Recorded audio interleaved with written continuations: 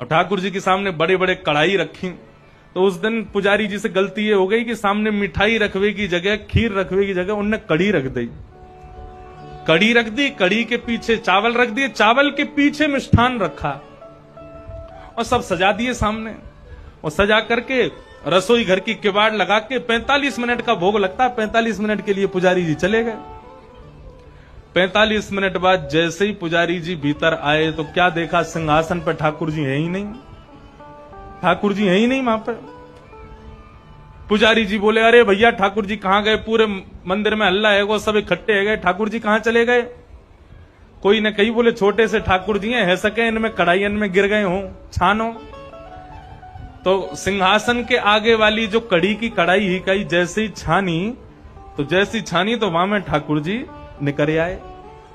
अब तो महाराज पुजारी जी बड़े जोर से हंसे, बोले अरे लाल जी को कड़ी इतनी भाग गई, इतनी बढ़िया लगी कड़ी की वहां में कूदे ही गए।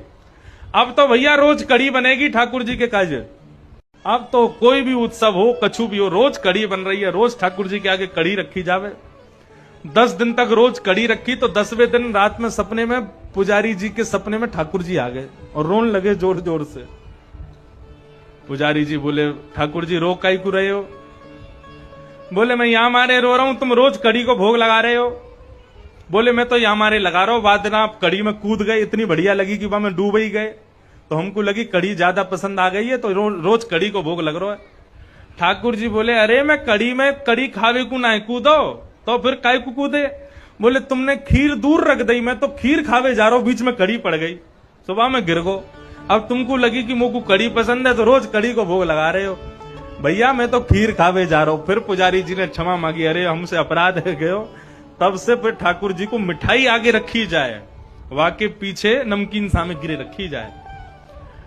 तो बंधुओं, ऐसे लाड़ लड़ाओगे ना घर के ठाकुर जी को, तो ठाकुर जी फिर मूर्ति नहीं लगेंगे, साक्षात ठाकुर जी लगेंगे, आनंद देंगे, सुख मिलेगा आपको।